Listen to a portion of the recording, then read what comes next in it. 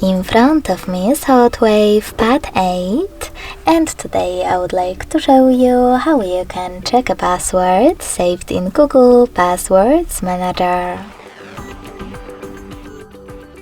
Start by going into Devices Settings and scrolling all the way down to access Google section. Then tap on Autofill, Autofill with Google, and Google Password Manager. So remains click. Now you need to select one of your passwords that you wish to check and enter your current login method.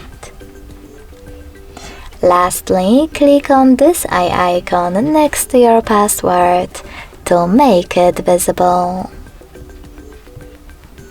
Thanks so much for watching. If you enjoyed this video, don't forget to leave a like, comment and subscribe.